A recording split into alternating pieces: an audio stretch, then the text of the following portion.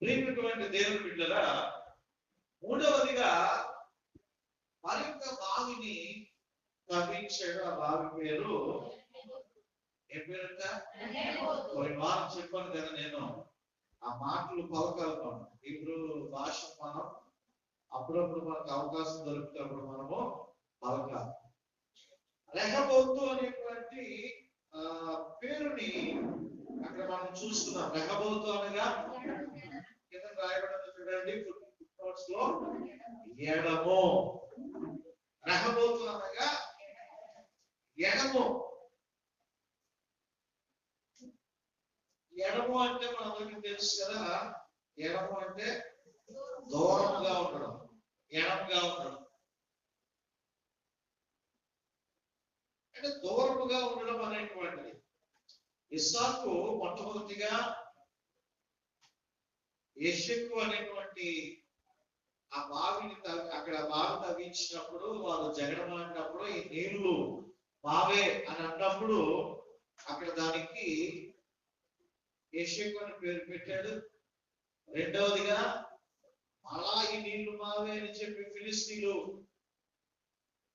ఈ యొక్క ఇస్సాకుని ఇబ్బంది పెట్టినప్పుడు ఇస్సాకు అక్కడ శత్నా విరోధం అనేటువంటి పేరు పెట్టాడు. ఇప్పుడు మూడవదిగా మరొక చోటుకి వెళ్ళిపోయాడు. అక్కడ ఇక దూరముగా మనం వచ్చేసాం కాబట్టి ఆ దూరముగా వచ్చి ఇక్కడ మనము అభివృద్ధి పొందుదాం అనుకొని దానికి రెహబోతు అని పేరు పెట్టాడు. రెహబోతు అనగా ఎడము.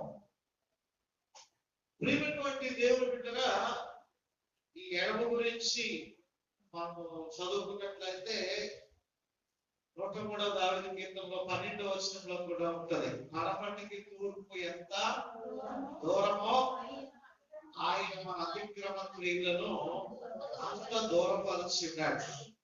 దేవుడు మనకిని పాపములకు ఏం చేశాడంట? ఎడమ కలుగజేసి ఉన్నాడు. పాపములకు మనల్ని దూరముగా దేవుడు ఉంచి ఉన్నాడు. మొట్టమొదటిగా మనము ఎడము చూపవలసింది దేనికో తెలుసా? పాపములకు ఎడముగా మనం ఉండాలి. పాపపు క్రియలకు మనము ఎడముగా ఉండాలి. లోకాశలకు మనము ఎడముగా ఉండాలి. ఎడము అనేటువంటిది, రెహబోతు అనేటువంటిది ఎడము. మనం ఎంత ఎడముగా ఉంటే దేవునికి మనం అంత సమీపస్తులముగా మనము అవగలము. వాటికి మనం ఎడముగా ముఖ్యంగా పాపం అంటే ఏంటండి? పా అంటేనంట, పా అంటే పాము కదా. మన ఆదివారం శుక్రవారం చెప్పాం, పా అంటే పాము. ఇంకొక పా అంటే పట్టుకొని, పాము పట్టుకొని, నువ్వు అంటే మూడేసేస్తుందంట.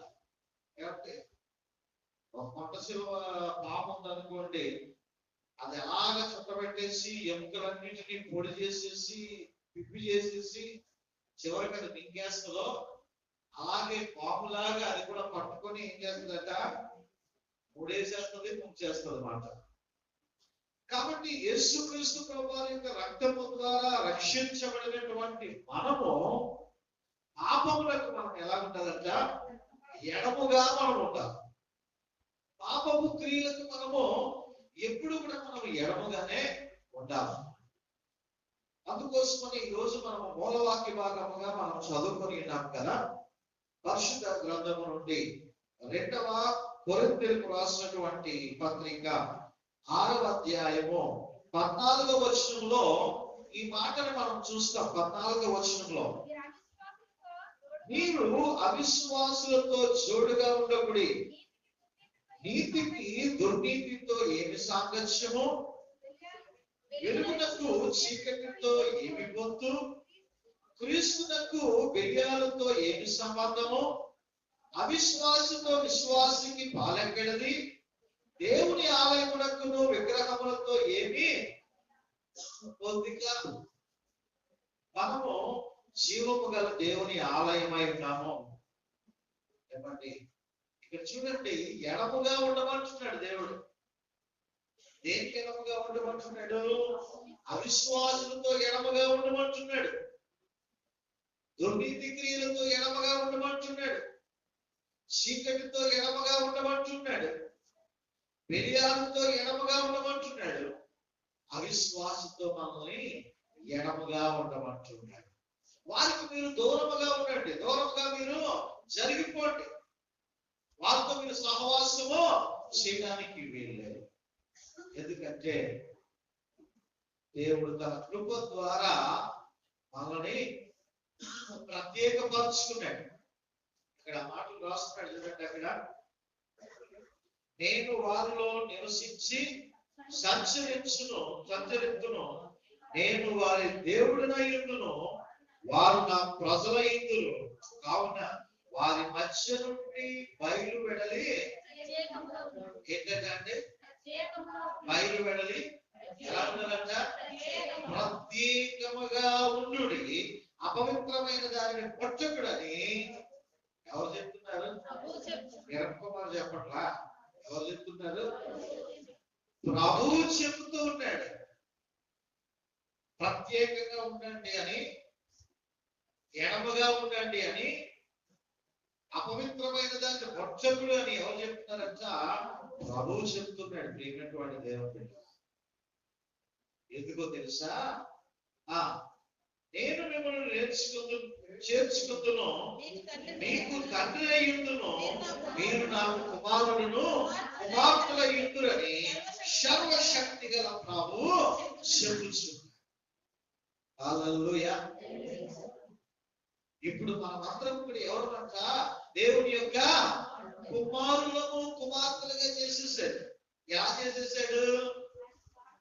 నన్ను కన్నా తండ్రి, నన్ను కొన్న తండ్రి, రక్తమిచ్చిన తండ్రి, ప్రాణమిచ్చిన తండ్రి. నన్ను కన్నా తండ్రి, నన్ను కొన్న తండ్రి, రక్తమిచ్చిన తండ్రి, ప్రాణమిచ్చిన తండ్రి. ఎంత చక్కని అర్థాలు ఇచ్చేటువంటి మాటలు ఉన్నాయో కదా. ఆంధ్ర క్రైస్తవ కీర్తనలో అయితే ఇక మరి కవులు, మహాకవులు, పురుషోత్తమ చౌదరి గారు లాంటి మహా పెద్ద పెద్ద కవులందరికీ రాసినటువంటి ఆంధ్ర క్రైస్తవ కీర్తనలు. నేను చెప్పాను కదా, గతంలో చాలా బేసిక్స్ లేనటువంటి చిన్న చిన్న చర్చిల్లో ఆంధ్ర క్రైస్తవ కీర్తనలు పాడరు. ఎందుకంటే నోరు తిరక్క రాక ఎందుకు అని చెప్పేసి ఇంకా తయారైందంటే పాటలన్నీ కూడా పోయి ఎలా ఉంటున్నాయి? పోయి వచ్చే యెహోవా నామమును వ్యర్థముగా అనుసరించు వారిని నిర్దోషిగా ఎంచుడు. యెహోవా నామమును వ్యర్థముగా నోటికొచ్చినటువంటి పదాలతో ఇష్టానుసారంగా ఆరాధిస్తూ డబ్బుకు అమ్ముడుపోయి, ధనానికి అమ్ముడుపోయి, పబ్లిసిటీ కొరకు ఏదో రికార్డింగ్ డాన్స్ చేసినట్టు పొగలు పెట్టేసి, లైటింగ్ పెట్టేసి, నిజానికి ఒకప్పుడు డిస్కో డాన్స్ అనేవారు. ఇప్పుడు అలాగైపోతుంది. ఏమంటే డిస్కో డాన్స్ లాగా ఉంటాయి స్టేజ్లన్నీ కూడా లైటింగ్ జిక్ జిక్ జిక్ జిక్ జిక్ జిక్ జిక్ ఉంటాయి. ఎక్కడ ఆరాధన జరుగుతుంది? ఆయన ఆరాధించేవారు ఆత్మతోనూ సత్యముతోనూ ఆరాధించేటువంటి వారుగా ఉండాలి. నిజమైనటువంటి ఆరాధన లేవు, గుడ్డ లోతుల్లో చూసేటువంటి పదాలు లేవు. లేనటువంటి దేవుని బిడ్డరా, దాని గురించి ఎన్ని స్టోర్లు నడుస్తూ ఉన్నాయో, కోయి అని. ఎంత దౌర్భాగ్యం అంటే. అయితే ప్రియమైనటువంటి దేవుని బిడ్డరా, ఈ రోజు ఆయన కుమార్తెలుగా ఉండడం కోసము దేవుడు తన విలువైనటువంటి రక్తాన్ని ఇచ్చి, విలువ పెట్టి మనల్ని కొని ఆయన సొత్తుగా దేవుడు చేసి ఉన్నాడు. హల్లెలూయా. ఆయన సొత్తైనటువంటి ప్రజలుగా దేవుడు మనల్ని చేసి ఉన్నాడు. ఇప్పుడు ఆయన సొత్తైనటువంటి ప్రజలుగా చేసి ఆయన చెప్తున్నాడు, ఏమంటున్నాడంటే మీరు ప్రత్యేకంగా ఉండండి, ఎడమగా ఉండండి. నేను చాలాసార్లు చెప్తాను కదా, సముద్రంలో చేప తిరిగినా సరే ఆ చేప లోపలికి ఉప్పు అనేటువంటిది ఎవరు ఇంటికి రాగానే కూరలో నేను ఖచ్చితంగా ఏం చేస్తాం? ఉప్పు అనేది వేస్తాం కదా. ఉప్పు వేయకపోతే నీ ఆయన నుంచి నీకు రావాల్సినటువంటి వడ్డీతో సహా అన్ని ఇచ్చేస్తాడు కదా. ప్రియమైనటువంటి దేవుని బిడ్డలారా, ఇంత కష్టపడి తెచ్చాను, ఇంత డబ్బు తెచ్చాను, తగలేసం అంటారా? ప్రియమైనటువంటి దేవుని బిడ్డలారా, నేను జ్ఞాపకం చేస్తూ ఉంటున్నాను, ఎలాగైతే సముద్రంలో ఉండేటువంటి చేప ఉప్పు అంటుకోకుండా అది ఆ సముద్రంలోనే తిరుగుతుంది, అలాగే విశ్వాసం కూడా లోకంలో తిరుగుతున్నప్పటికీ కూడా పాపానికి ఎలా ఉండాలంట? ఎడమగా ఉండాలా, పాపానికి దూరముగా ఉండాలా, పాపిష్టి పనులకు దూరముగా ఉండాలా, అవిశ్వాసంతో దూరముగా ఉండాలా, విగ్రహారాధికులతో దూరముగా ఉండాలా, తాగుబోతులతో దూరముగా ఉండాలా, పేకాటాయంతో దూరంగా ఉండాలి. అటువంటి స్నేహితులు నీకుంటే వారిని కట్ చేయాలా, వారితో నువ్వు సహవాసం చేయడానికి నువ్వు ఎడమగా ఉంటేనే నీకు ఆశీర్వాదం. నువ్వు ఎడమగా ఉంటేనే దేవుడు నీకు దగ్గరగా ఉంటాడు.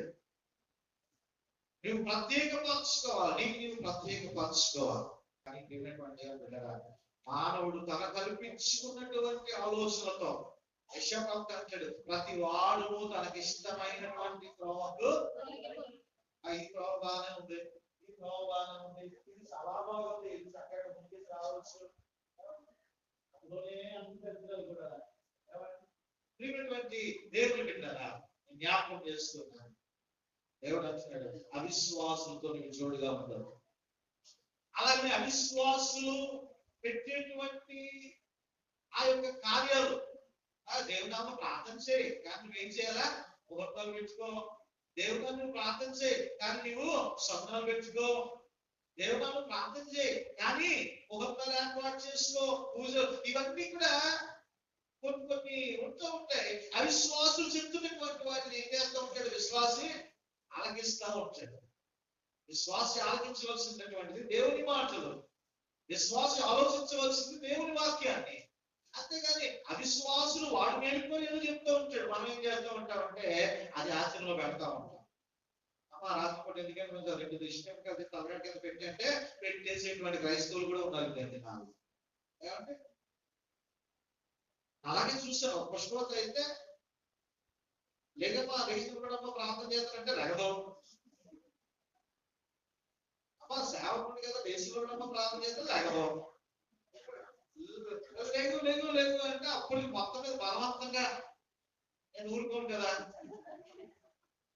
లేదు అని మొత్తం మీద లేకపోతే కింద 4 నిమ్మకాయలు ఉన్నాయి, కింద 4 నిమ్మకాయలు ఉన్నాయి. అమ్మ నిమ్మకాయలు అది అమ్మమ్మండి ఓ మంచి చాలా చాలా ఇష్టం అండి, ఇప్పుడు దోషిమాట నీకు దేమైంది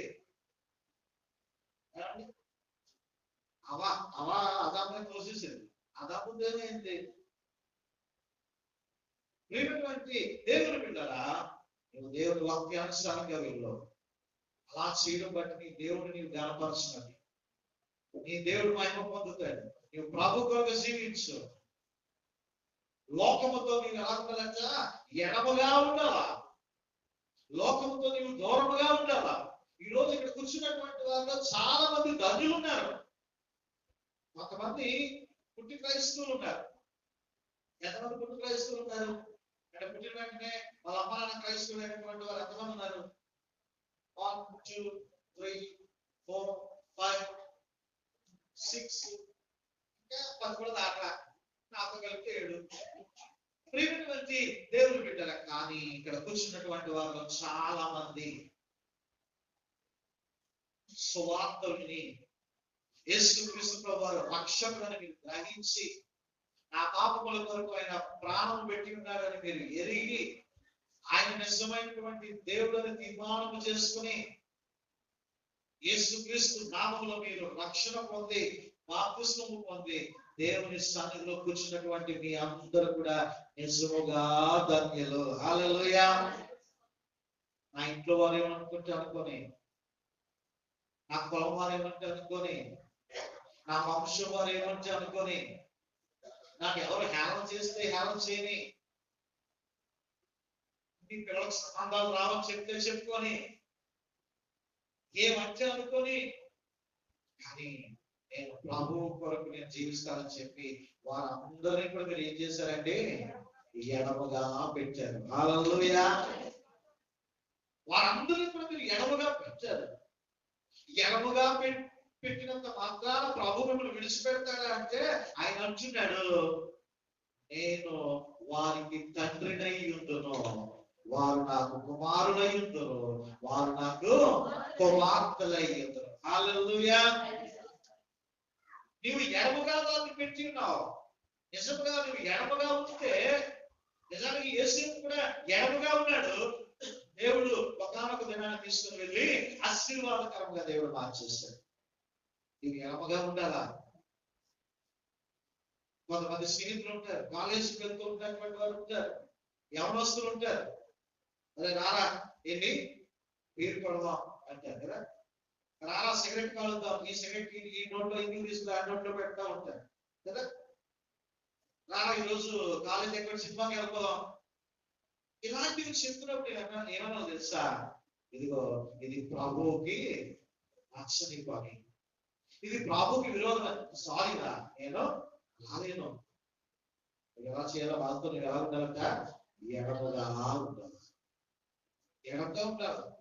అంతేగా పదంగా సంతోషించు, నీ స్నేహితులకు నీకు ఉండాలా, మంచిది. కానీ పాపము క్రియలను ప్రేరేపించేటువంటి స్నేహం నీవు కలిగి ఉంటే వారిని ఖచ్చితంగా నువ్వేం చేయాలా, కట్ చేయాలంతే. దానివల్ల నీకు లాభమే తప్ప నష్టం లేదు. ఎందుకంటే వాక్యం చెప్తుంది, అవిశ్వాసంతో విశ్వాసకి జోడు ఎక్కడ, జోడు ఉండడానికి మీరే. ఇదే మాట చెప్తారు కదా, నాకటి నాగలోకానికి ఒక తేడా అంటారు. అలా అంటారు మాట, అవిశ్వాసకి విశ్వాసకి తేడా లాగుంటారు. నీవు వదిలిపెట్టినంత మాత్రాన, ఎడమబెట్టినంత మాత్రాన నీ దిక్కుమాల వాడు కాదు, నీ అనాథవు కాదు, నీ పక్షముగా ఎవరు లేరు అని అనుకోవడానికి వీల్లేదు. పరిశుద్ధ గ్రంథంలో మనందరికీ సుపరిచితమైనటువంటి రూతు అనబడుతున్నటువంటి ఒక స్త్రీ ఉంది. ఈ రూతు మోయాబు దేశానికి చెందినటువంటిది. మోయాబు భయంకరమైనటువంటి పాపం మాట, విగ్రహారాధన, వ్యభిచారములకు, అల్లకొచ్చినటువంటి ఆటపాటలకు, ద్వంద్వ పదాలకు, దుష్టత్వానికి మారు పేరు మోయాబు. నయోమి ఏం చేస్తుందో తెలుసా, బెత్లెహేములో కరువు వచ్చిందని చెప్పి తన పెనిమిటిని తన ఇద్దరు కొడుకులను తీసుకుని ఎక్కడికి వెళ్ళిందట, మోయాబుకి వెళ్ళిపోయింది. ఎప్పుడైతే మోయాబుకి వెళ్ళిందో, ఆ భయంకరమైనటువంటి విగ్రహారాధన, భయంకరమైన బాగున్నటువంటి మోయాబు దగ్గరికి వెళ్ళిందో, ఆ మోయాబు దేశంలో నయోమి తన భర్త చనిపోయాడు. నయోమి తన భర్త చనిపోయాడు. అలాగే తన ఇద్దరు కుమారులు కూడా వివాహం అయింది, కానీ పెనిమిట్లు చనిపోయారు. ఇప్పుడు ముగ్గురు కూడా భర్తలైనటువంటి వారుగా విధవరాండ్రులుగా ఉంటుంటారు. ప్రియమైనటువంటి దేవుడు బిడ్డలారా, ఇప్పుడు వారు విధవరాండ్రులుగా వారు ఉంటూ ఉన్నారు. ఇప్పుడు మళ్ళా నయోమి ఏం చేస్తుందంటే మళ్ళా బెత్లెహేముకి వస్తాం.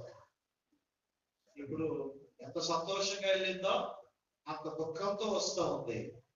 అందుకే నన్ను నయోమి అనకండి, మారా అని అంటారు. నయోమి అంటే మధురం, మారా అంటే చేదు. నా బతుకు చేదైపోయింది. ఆ మార్గ మధ్యలో జరిగినటువంటి సన్నివేశం మనందరికీ తెలుసు. ఇద్దరు కోడలను పిలిచింది, అమ్మా ఇదిగో ఇప్పుడు నేను మళ్ళా మీకు పెళ్లిళ్ళు చేయలేను, ఇప్పుడు మళ్ళా మిమ్మల్ని నేను కాపాడలేను, మీకు ఒక వెన్నుదలుగా నేను నిలవబడలేను, ఎందుకంటే నేను ముసలిదాన్ని అయిపోయాను. కాబట్టి మీ దారి మీరు చూసుకోండి. మీరు వెళ్ళిపోతే మళ్ళా మీ పుట్టింటికి వెళ్ళిపోండి, మీ మోయాబు దేశానికి వెళ్ళిపోండి, అక్కడ ఎవరినైనా పెళ్లి చేసుకోండి, పిల్లలు కానండి, ఇక మీ ఇష్టం, మీ ఇష్టానుసారంగా మీరు జీవించండి అన్నప్పుడు అందులో కోడలు, పెద్ద కోడలు ఏం చేస్తుంది, వాప ముద్దు పెట్టుకొని అబ్బా మోయే దేశం వెళ్ళిపోదాం, అలా ఆ దేశంలోనే మా జీవితాన్ని గడుపుదాం అనుకుని ఏమైందంటే ఆ వార్ప ఆ దేశానికి వెళ్ళిపోయింది. కానీ రూతు ఉన్నదే, రూతు ఏమంటుంది, నీ దేవుడే నా దేవుడు, నీ ప్రజలే నా ప్రజలు, నువ్వెక్కడ ఉంటే నేను ఎక్కడ ఉంటా, నువ్వెక్కడ ప్రాణాలు వదిలేస్తే నేను అక్కడ ప్రాణాలు వదిలేస్తా. ఏమంటే ఇంత గొప్ప విశ్వాసం ఎక్కడి నుంచి వచ్చింది రూతుకి? వారి ఇంట్లో ఉన్నప్పుడు వారి అత్త నయోమి ఆమెకి నేర్పించింది, అమ్మా ఈ మోయాబులో అల్లరితో కూడినటువంటి ఆత్మలు ఉంటాయే, అది నా దేవుడైనటువంటి యెహోవాకి ఇష్టం ఉండవమ్మా. ఆ మోయాబులు అమ్మ అలా వీధిలో బూతులు మాట్లాడుతున్నారు చూడు, ఆ బూతులు మాట్లాడడం అనేటువంటిది మన దేవుడికి ఇష్టం ఉండవమ్మా. ఆయన అన్యాయంగా అక్రమంగా వ్యభిచరిస్తున్నాడు చూడు, ఆ వ్యభిచారం అనేటువంటిది నా దేవుడిలో అది ఇష్టం ఉండదమ్మా. ఆయన ఖచ్చితంగా పదయాజ్ఞలు ఇచ్చాడమ్మా, వ్యభిచరించవద్దు అని. నరహత్య చేసే ఇవేమి కూడా నా దేవుడిలో కనబడవమ్మా అని చెప్పి మంచి ఉపదేశము ఇచ్చింది తన కోడలికి. అంతమట్టుకే కాదు, అమ్మా నేను నమ్ముకున్నటువంటి నా దేవుడని యెహోవా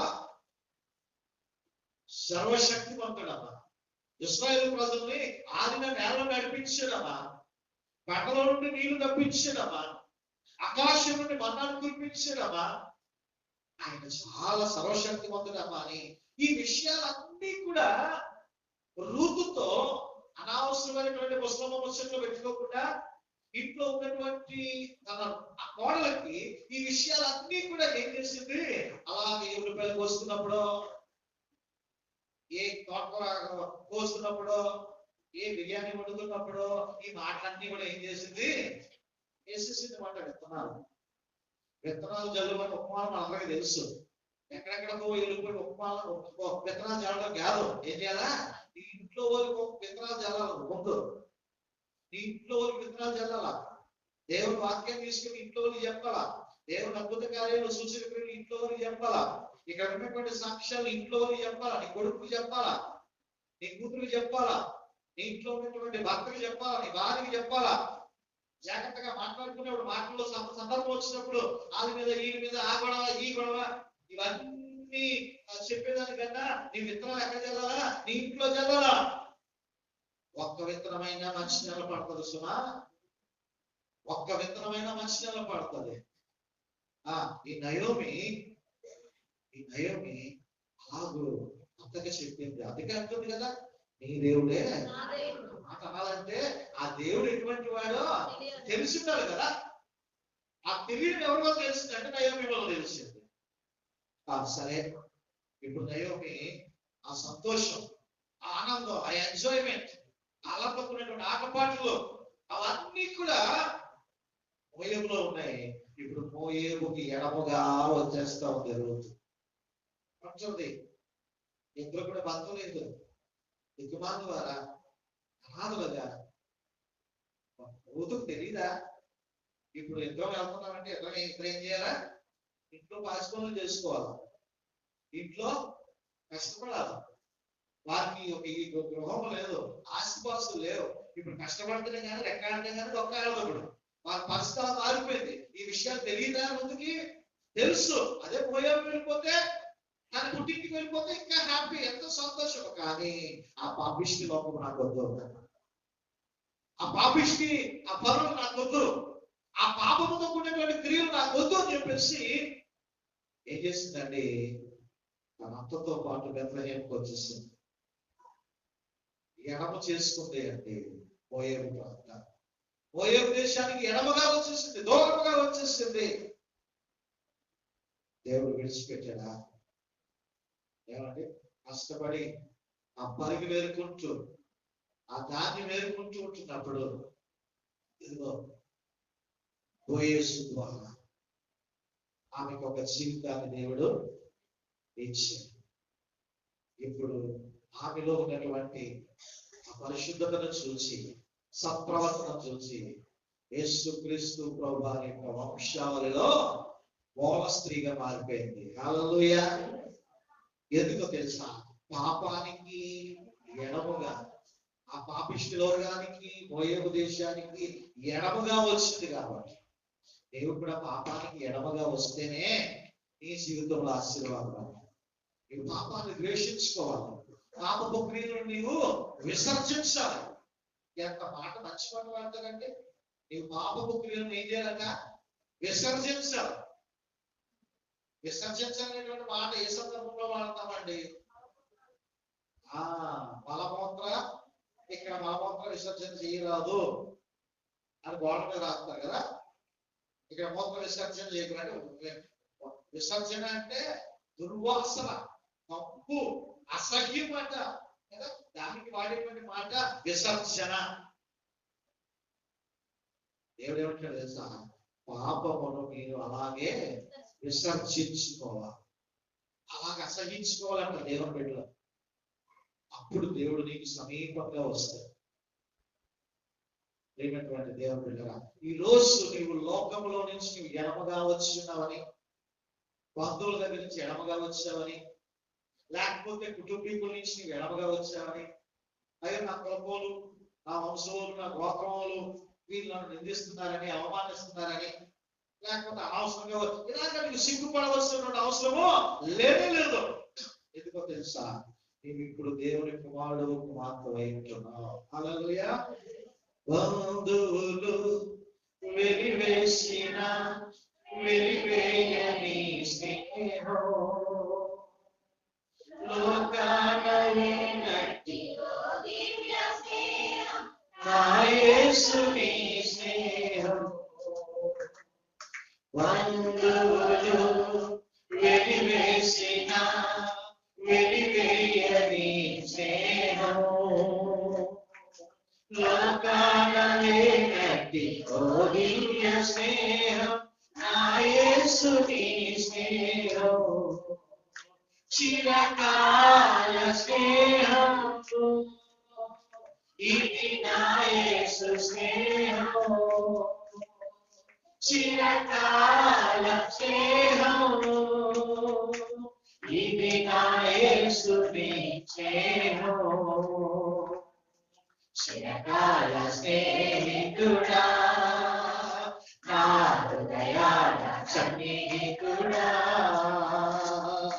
చిరకాల స్నేహితుడా, నా హృదయాల సన్నిహితుడా, నా తోడు నీవయ్యా, నీ స్నేహం చాలయ్యా, నా నీడ నీవయ్యా, ప్రియ ప్రభువా యేసయ్యా. చిరకాల స్నేహం ఇది నా యేసు స్నేహం. చిరకాల స్నేహం ఇది నా యేసుని స్నేహం. హల్లెలూయా. ప్రేమటువంటి దేవుని బిడ్డలారా, ఎవరు నిన్ను విడిచిపెట్టని అనుకోవడానికి వీల్లేదు. ప్రభు కొరకు నువ్వు ఏది వదిలిపెట్టావో దానికంటే రెట్టింపు ఆశీర్వాదం దేవుడు నీకు ఇస్తూ ఉన్నాడు. హల్లెలూయా. దానికంటే గొప్ప సంతోషాన్ని నీకు ఇవ్వబోతూ ఉన్నాడు, దానికంటే గొప్ప ఆశీర్వాదాన్ని నీకు ఇవ్వబోతూ ఉంటున్నాడు. అయ్యో వదిలిపెట్టేశాను కదా అనేటువంటి ఆలోచన వద్దు, వెనక్కి చూడొద్దు. వెనక్కి చూస్తే ఏమైపోతా? లోతు బాధ ఏమైపోయింది? భూస్తంభం అయిపోయిందంట, స్తంభం అయిపోతాం.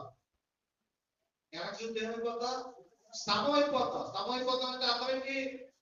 ఎటు కదలదు, దాని జీవం ఉండదు, ముందుకేది వెనక్కి రాదు. అంటే స్తంభం ఉండదు. అర్థం ఏంటి? ఆశీర్వాదం ఉండదు. నువ్వు ఎడమ చేసుకుంటేనే నీకు ఆశీర్వాదం, అంటే వదిలిపెడితేనే ఆశీర్వాదం.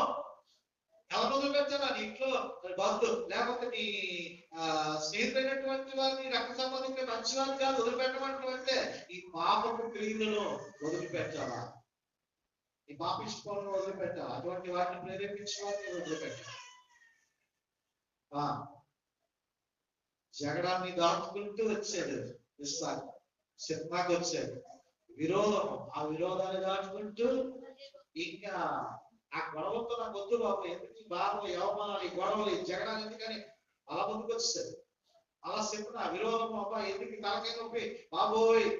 దావీదు మహాభక్తుడు మొదటి అధ్యాయంలో చెప్పినట్టుగా దుష్ట మార్గం దుష్టుల మార్గం నడువు పాపుల మార్గంలో అపహాస దుష్టుడు అన్నట్టుగా ముందుకు వచ్చేస్తా ఉన్నాడు. వద్దు, నాకు ఆ పాపం వద్దు, ఆ గెరాల వాళ్ళతో విరోధం వద్దు, జగడం వద్దని ముందుకు అంటారు. ఇక అక్కడి నుంచి వచ్చేస్తూ ఉంటాడు. కొన్ని కొన్ని సందర్భాల్లో యేసుక్రీస్తు ప్రభువారు కూడా మౌనంగా వెళ్ళిపోతూ ఉంటారు. ఈ విషయం ఎవరికి చెప్పొద్దు సుమి అంటాడు ఆయన. కొన్నిసార్లు వేరే మార్గం నుంచి వెళ్ళిపోతూ ఉంటాడు ఆయన. ఆ మార్గం వేసి వేరే మార్గంగా వెళ్ళిపోయాడు. అంటే దాని అర్థం ఏంటంటే అక్కడ ముందు నేర్చుకున్న కదా జగడంలో ఏంటది? దారి పక్కన కుక్క చెవులు కొట్టుకుంటే ఎందుకు కదా? అలా అనుకున్నాడు మాట ఆయన శాస్త్రుల్ని పరిచయం నేను కూడా ఎందుకు ఆ చెవులు కొట్టుకోవడం అనవసరంగా మా అడుగు తలుస్తారు కలుగుతారు ఆయన వచ్చినంత వరకు ఆయన వెయిట్ చేశాడు. వాళ్ళ మీద ఏమి అటాక్ చేయలేదు ఆయన. కాబట్టి విన్నటువంటి దేవుని బిడ్డలారా, రెహబోతు అనగా ఎడము, నీవు ఎడమగా ఉంటాడు. తర్వాత మళ్ళీ అక్కడి నుంచి దూరంగా వచ్చేసాడు. ఇప్పుడు దూరంగా వచ్చి తన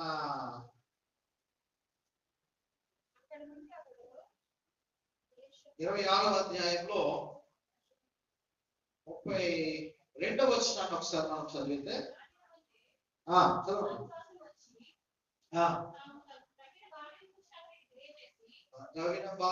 బాగుని తెలియజేసి మాకు నీళ్లు కనబడవని చెప్పిరి కనుక దానికి షేబా అను పేరు పెట్టెను. కాబట్టి నేటి వరకు ఆ ఊరి పేరు బెయేర్షెబా. హల్లెలూయా. విన్నటువంటి బిడ్డలారా, ఇస్సాకు ఎక్కడ అడుగు పెడితే అక్కడ ఆశీర్వాదం అయిపోతుంది. ఇస్సాకు ఎషెక్కు సందర్భంలో అక్కడ బాగా తవ్వించాడు. నీళ్లు జలగల నీళ్ళు వచ్చాయి. రాగానే ఈ నీళ్లు మావి అంటున్నారు. రెండవ స్థానంలో మళ్ళా అక్కడ తవ్వించాడు. మళ్ళా అక్కడ సిద్ధ దగ్గర అక్కడ మళ్ళా నీళ్ళు వచ్చేసాయి. మళ్ళా అక్కడి నుంచి తోసేస్తా ఉన్నారు. మళ్ళా వదిలిపెట్టేసి వచ్చేసాడు. రెహబోతు దగ్గర దూరంగా వచ్చేసాడు ఎడమగా. ఇప్పుడు అక్కడి నుంచి ముందుకెళ్ళి మళ్ళా తవ్వితే మళ్ళా ఏమొచ్చాయి? నీళ్ళు వచ్చాయి. ఎన్ని కుతంత్రాలు చేసినా, ఎన్ని కుట్రలు చేసినా, ఇస్సాకుని ఎంత గెంటేసినా, ఇస్సాకుని ఎంత తోసేసినా, ఎక్కడ తవ్వితే అక్కడ చెలలు గల నీళ్లు ఉబ్బుకుతూ ఉన్నాయి. హల్లెలూయా. ఆ విషయాన్ని చూసినటువంటి వారు, అక్కడ ఉన్నటువంటి వారు, ముఖ్యంగా అబీమెలెకు యొక్క సేనాధిపతి అయిన ఫీకోలు అనేటువంటి ఆయన గెరారు నుండి ఇస్సాకు దగ్గరకు వచ్చి 28వ వచనంలో ఏమంటున్నాడట? నిశ్చయముగా యెహోవా నీకు తోడై ఉండుట చూచితిని కనుక మనకు అనగా మాకును నీకు వచ్చినగా ప్రమాణం ఉండవలనని. అలా చెప్పి 30వ వచనం ఆ పైకి పొద్దు పైకి చేయి. చదువు. ఇప్పుడు నీవు యెహోవా ఆశీర్వదించబడిన వాడవనిది. హల్లెలూయా. ఆ దూరం నుంచి చూస్తున్నటువంటి ఆ మనుషులు చెప్తున్నారు అన్నమాట. ఏమని? నువ్వు యెహోవా చేత ఆశీర్వదించబడినవా. గెరాలను గిట్టేశారు, ఫిలిష్తీయులు దోసేశారు. కానీ దేవుడు ఇస్సాకును విడిచిపెట్టలేదు. ఈ రోజు దేవుడు నిన్ను కూడా ఆయన విడిచిపెట్టడం లేదు. దేవుడు తన నిబంధన మర్చిపోవటం లేదు. దేవుడు తన వాగ్దానాలు మర్చిపోవటం లేదు. ఆయన ఖచ్చితంగా నిన్ను ఆశీర్వదించడానికి ఆయన సిద్ధంగా ఉన్నాడు. మనుషులు చెప్పుకుంటారంట ఏమని? అబ్బో వీడి మీద ఎన్ని పన్నాగాలు పనినా, ఎన్ని కుట్రలు చేసినా, ఎంత అణచాలను చూసినా వీడు ఏం చేస్తున్నాడు? నిజంగా ఈ దేవుడు ఈయన పక్షం ఉన్నాడు. కొంతమంది డాక్టర్లు అలాగే అంటారు. వాళ్ళు చెప్తారు, అమ్మ బతకడం కష్టం, ట్రీట్మెంట్ ఏమో చెప్పలేము, బతుకుతాడో బతకడో చెప్పలేము అని చెప్తా ఉంటారు. అద్భుతంగా దేవుని సన్నిధిలో వారి కుటుంబం ప్రార్థన చేస్తుంది, కుటుంబ పక్షంగా సంఘం ప్రార్థన చేస్తుంది, వారి పక్షంగా దాసులు ప్రార్థన చేస్తారు. ఏమంటే డాక్టర్లు అవుతారు. It's miracle. ఎలా జరిగిందా? నిజంగా అమ్మిన డాక్టర్లోని నోట్లో నుంచి ఆ మాట దేవుడు పలికిస్తాడు. నిజంగా మీ దేవుడు, మీరు నమ్ముకున్న దేవుడు చాలా గొప్పడమ్మా. మీరు నమ్ముకున్న దేవుడు గొప్పడు అంటాడు, కానీ ఏసే గొప్పడు అంటాడు. అలా ఆ ఏసే గొప్పడు అన్నమాట అంటే నాకు పరలోకానికి వెళ్ళిపోతాడు డాక్టర్ కూడా కదా. ఆ మాట అంటుంది అలా. నమ్ముకున్న దేవుడు గొప్పడు. అద్భుత కార్యాలు చేస్తారు, ఆశ్చర్య కార్యాలు. ఆ ప్రభు మన పక్షం చేసినప్పుడు ఇతరులు దాన్ని గుర్తిస్తారు. ఇస్సాకు చూస్తారు, ఏమంటున్నారు? నువ్వు నిజంగా దేవుడు నిన్ను ఆశీర్వదించాడయ్యా. నేను ఏదేదో అనుకున్నా, గెంటేద్దాం అనుకున్నా, తోసేద్దాం అనుకున్నా, నీకు అన్యాయం చేద్దాం అనుకున్నా, నీకు నీళ్లు దొరకకుండా చేద్దాం అనుకున్నా, కానీ నీవు యెహోవా నీ పక్షంగా ఉన్నాడు, యెహోవా నీకు తోడుగా ఉన్నాడు. కాబట్టి ప్రియమైనటువంటి దేవుని బిడ్డలారా, నీవు కలత చెందొద్దు.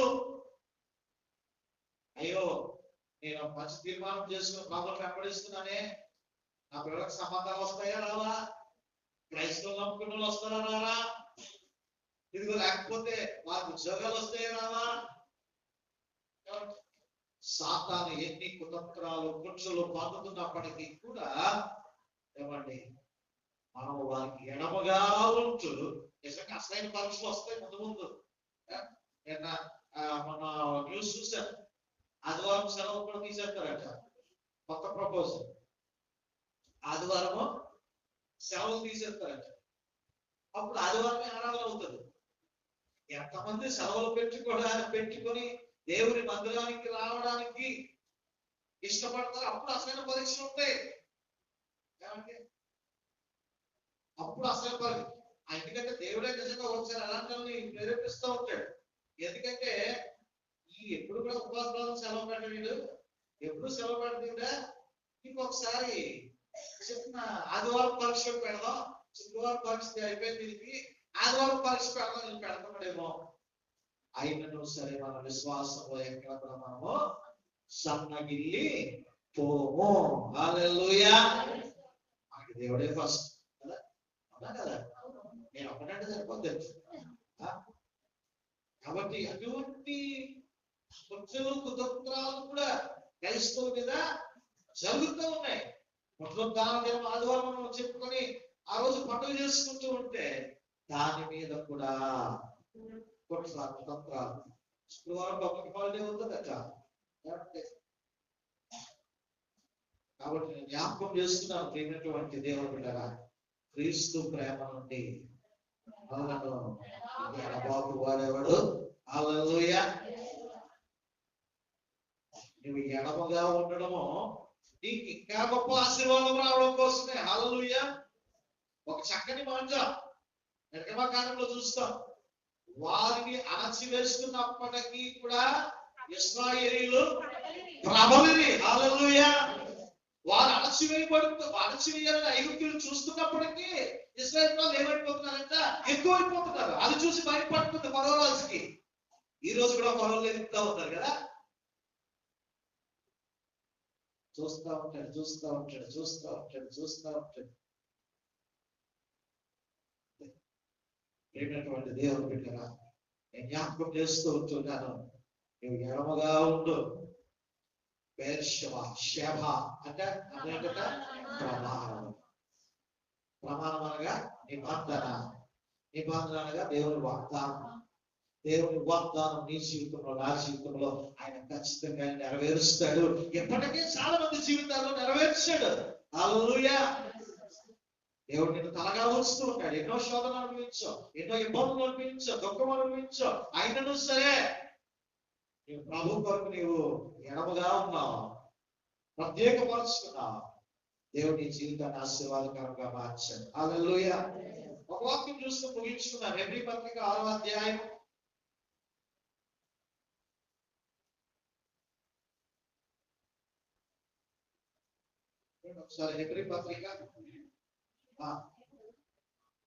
6వ అధ్యాయము 14వ వచనం. దేవుడు అబ్రహాముకు 11 చదువుతాడు.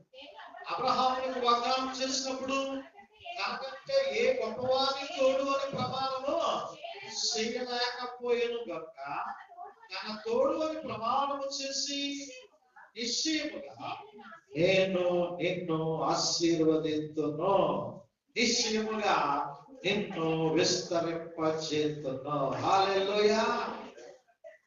నిశ్చయముగా విస్తరింపచేతును, నిశ్చయముగా ఆశీర్వదింతును. దేవుని బిడ్డలారా, అబ్రహాముతో చేసిన వాగ్దానం సాక్షాత్తు ఎవరు తోడు అన్నాడంటే ఆయన మనతోడు అన్నాడు. తనకంటే గొప్పవాడికి ఎవరున్నాడు? చాలా మంది ఏమనుకో తల్లి తోడు అంటారు కదా, తల్లి పోవాలని ఈ తల్లి తోడు అంటారు కదా, తండ్రి తోడు అంటాడు కదా, నీ తోడు అంటాడు డాడీ పోవాలని. అంటే తోడు మన ఉద్దేశం కాదు, కానీ దేవుడు అంటున్నాడు నాకు మించి ఇంకొకడు ఎవడూ లేడు కదా, నేనే హామీ అంటున్నాడు. హల్లెలూయా. నేనే జవాబుదారి, నేనే హామీ, నాకు మించి ఇంకెవడున్నాడు? ఖచ్చితంగా నేను ఆశీర్వదిస్తాను అబ్రహాము అన్నాడు. అబ్రహాము చేసిన వాగ్దానాన్ని బట్టి ఇస్సాకుని ఆశీర్వదించాడు. ఇస్సాకు చేసిన వాగ్దానాన్ని బట్టి యాకోబుని ఆశీర్వదించాడు. యాకోబుకి ఇచ్చిన ఆశీర్వాదం బట్టి ఈ రోజు ఆ లైన్ లో ఉన్న మన అందరినీ కూడా దేవుడు ఆశీర్వదించాడు. హల్లెలూయా. నువ్వు ఎడమగా ఉండు. ఒకవేళ ఎంతవరకు నువ్వు ఎడమగా ఉండట్లేదేమో, అందుకే ఆశీర్వాదం ఆగిపోతుంది. అందుకే లోతు బాధిలాగా స్తంభంలా ఉండిపోయింది నీ పని, స్తంభంలా ఉండిపోయింది నీ కార్యం, స్తంభంలా ఉండిపోయింది నీ ఆశీర్వాదం, స్తంభంలా ఉండిపోయింది జరగవలసినటువంటి కార్యం జరగకుండా. కాబట్టి నువ్వు ఎడమగా ఉండు, వారిని దూరపడుకో, పూర్తిగా వారిని వదిలే. అవిశ్వాసంతో నీ జోడెక్కడ వచ్చున్నాడు, దైవాలతో నీకు ఏం సంబంధం వచ్చున్నాడు, దేవుని ఆలయానికి విగ్రహానికి పొద్దుకే వచ్చున్నాడు. ఆ క్రియలని వదిలే, ఆ పాపాన్ని వదిలే. దేవుడు నీకు దీవెనకరంగా ఉంచుతాడు, ఆశీర్వాదకరంగా ఉంచుతాడు. మన ఆస్తిలో కుజంతాపం పండుగలో చక్కని పాట ఉంటుంది కదా, నిన్ను ఆశీర్వదింతును ఆశీర్వాదించెదను, నిన్ను వృద్ధి చేతును అభివృద్ధి చేసేదను, నిన్ను ఆశీర్వదింతును ఆశీర్వాదించెదను, నిన్ను వృద్ధి చేతును అభివృద్ధి చేసేదను, నిశ్చయముగానే ముగింపు ఉంది, నమ్మకము అమ్మైపోదు, నిశ్చయముగానే ముగింపు ఉంది, నమ్మకము అమ్మైపోదు, నిన్ను ఆశీర్వదింతును ఆశీర్వాదించెదను, నిన్ను వృద్ధి చేతును అభివృద్ధి చేసేదను, భయమెందుకు నా ప్రియా పుత్రిక, ఇకపై కీడు కానరాదుగా, భయమెందుకు నా ప్రియా పుత్రుడా, ఇకపై కీడు కానరాదుగా, నీతోనే ఉంటూ నీ చేయు కార్యం అద్భుతకరమై ఉండు, అవని ఆశ్చర్యకరమై ఉండు, నిశ్చయముగానే ముగింపు ఉంది, నమ్మకం అమ్మైపోదు, నిశ్చయముగానే ముగింపు ఉంది, నమ్మకం అమ్మైపోదు, నిన్ను ఆశీర్వదింతును ఆశీర్వాదించెదను, నిన్ను వృద్ధి చేతును అభివృద్ధి చేసేదను, నిన్ను ఆశీర్వదింతును ఆశీర్వాదించెదను, నిన్ను వృద్ధి చేతును అభివృద్ధి చేసేదను. హల్లెలూయా. దేవుడు మన జీవితాల్లో సమస్తమైనటువంటి దుఃఖాన్ని కూడా ఆయన ముగింపు చేయబోతా ఉన్నాడు. లేచిపోబడదామా, చిన్న ప్రార్థన చేసుకుని వాక్యాన్ని ముగించుకుందాం. ఇస్సాకు జీవితంలో దేవుడు చేస్తున్నటువంటి గొప్ప ఆశీర్వాదాన్ని మనం జ్ఞాపకం చేసుకుని ఉన్నాం. దేవుడు గొప్ప క్రియలు చేస్తున్నాడు. ఇస్సాకు ఆ ఊరేటువంటి చెరల ఓట నేనెందుకు వదులుతాను, ఈ ఓట నాది, ఈ ఓట నేను వదిలి వెళ్ళను, మా నాన్న వేస్తాడు, మా తండ్రి వేస్తాడు అని చెప్పి ఎక్కడ కూడా ఆ యెషయాకుని వదలకుండా అక్కడే ఉండిపోలేదు, వదిలేస్తాడు. పోతే పోనే, ఆ దేవుడు నాతో ఉన్నాడు. నెక్స్ట్ మళ్ళా సెప్తా దగ్గర నీళ్లు మళ్ళా ఊపికే, మళ్ళా రెండోసారి ఆశీర్వాదం వచ్చింది. అలా నాదే అని చెప్పి గెరాలు కాపురలు వచ్చి ఇశ్రాయేలు కాపురలోని ఇస్సాకు కాపురలోని దోసేశారు బయటికి. అయినా సరే పోతే పోనే, నా దేవుడు నాతో ఉన్నాడు. వాళ్ళ మూడోసారి ఇంకా వాళ్ళతో ఎడమగా ఉంటారు. వీరి కొట్లాట్ల మనుషులు, పాప మనుషులు వీళ్ళు అని చెప్పి దూరంగా వచ్చేసాడు. బేర్షెబా రెహోబోతును దాటి బేర్షెబా దగ్గరికి రాగానే దేవుడు దాచి ఇచ్చినటువంటి ఆ నీళ్లు పైకి ఉబ్బుకాయి. ఈరోజు ఉండేటటువంటి దేవుడు బిడ్డరా, నిశ్చయముగా ఈ సమస్యలకు దేవుడు ముగింపు పలకబోతున్నాడు. హల్లెలూయా. నీవు అడ్డుపడను దాటుకొని రావాలా, ఆటంకాలను దాటుకొని రావాలా, నీవు వాటిని ఎడమగా చేసుకోవాలా, పాపపు క్రియని ఎడమగా చేసుకోవాలా, పాపిష్టి పనులు నీవు ఎడమగా చేసుకోవాలా, వాటికి దూరముగా ఉండాలా, అవిశ్వాసంతో నువ్వు జోడుగా ఉండదు. దేవుడు నీకు దగ్గరగా రాబోతూ ఉన్నాడు. అడ్డులు, ఆటంకాలు, అపజయాలు, నేతలు ఇవన్నీ నీవు దాటుకుంటా. ఏసేపు అలా దాటుకొని వచ్చాడు. దేవుడు తీసుకొచ్చి ఆసనం మీద కూర్చోబెట్టాడు. దేవుడు నీ జీవితంలో అద్భుతాన్ని చేయడానికి ఆయన సిద్ధంగా ఉన్నాడు. ప్రియ సహోదరుడా, ప్రియ సహోదరి, అయ్యా నేను విడిచిపెడుతున్నాను కానీ నాకు ఎవరు ఎడమగా ఉన్నా పర్వాలేదు, నీవు మట్టుకు నాకు కావాలి, నీవు నాకు దగ్గరగా ఉండాలి అని నీవు ఒక మంచి తీర్మానం చేసుకో. నేను పాడు చేస్తున్నటువంటి పాపపు స్నేహితులు నీకుంటే వారిని విడిచిపెట్టు. తప్పుడు మార్గంలో నడిపించేటువంటి వారు ఉంటే వారిని విడిచిపెట్టు. చూడకూడనటువంటి దృశ్యాలు నీకు ఫార్వర్డ్ చేస్తున్నారా, నీకు పంపిస్తున్నారా, అటువంటి ఉంటే నీవు విడిచిపెట్టు. అటువంటి వారిని నువ్వు విడిచిపెట్టు. నీ సెల్ ఫోన్ నుంచి వాళ్ళని డిలీట్ చేస్తారే, నీ మొబైల్ నుంచి వాళ్ళు తీస్తారే. అటువంటి వారుగా మనం ఉంటే, ఎడమ చేసుకుంటే శవ దేవుడు ప్రమాణం చేస్తుంది, ఆ వాగ్దానాన్ని నేను మర్చిపోను, ఆ వాగ్దానాన్ని నిలబెట్టుకుంటాను, నిశ్చయముగా నేను నిన్ను ఆశీర్వదించును చెప్తున్నాడు. నువ్వు దూరముగా రా, దూరముగా రా, వాడిని ఎడమ చేసుకో. అప్పుడు దేవుడు నీకు దగ్గరగా ఉంచాడు. నీ జీవితంలో అద్భుతాలు జరుగుతాయి, ఆశీర్వాదాలు జరుగుతాయి. జలలు గల నీళ్లు ఉబ్బుకుతాయి, జలలు గల నీళ్లు ఉబ్బుకుపోతాయి నీ బతుకులో. ప్రార్థన చేస్తున్నా. ప్రియమైన మా పరలోకపు తండ్రి, యేసయ్యా నీకు వందనాలు. ఎంతవరకు నాకు నీవు నేర్పించినటువంటి గొప్ప మాటలను బట్టి నీకు వందనాలు. అయ్యా, ఇస్సాకు అడ్డుబండను దాటుకుంటూ వచ్చాడు, ఏషేకును దాటుకుంటూ వచ్చాడు, సిద్ధాన్ని దాటుకుంటూ వచ్చాడు, దూరముగా వెళ్ళిపోయాడు, రెహోబోతుకు వెళ్ళిపోయాడు. అక్కడి నుంచి బేర్షెబా అయ్యా చెరలు గల నీళ్లు నీవు దాచి ఉంచావు. ఇస్సాకు కొరకు మధురమైనటువంటి నీళ్లు నీవు దాచి ఉంచావు, జీవజల ఓట నీవు దాచి ఉంచావు. అక్కడ నుండి ఇస్సాకు యొక్క దీవెన, ఆశీర్వాదం అనేక రీతులుగా మారిపోయింది నాయన. ఈరోజు ప్రభువా అయ్యా, ఈ లోక సంబంధికులు, లోకము మమ్మల్ని ఎడమగా ఉంచినా, చిన్న చూపు చూసినా, తక్కువ చూసినా, తక్కువ వారిని హేళన చేసినా, ఇదిగో స్నేహితులు హేళన చేసినా, అయ్యా వారికి మేము ఎడమగా ఉండాలి.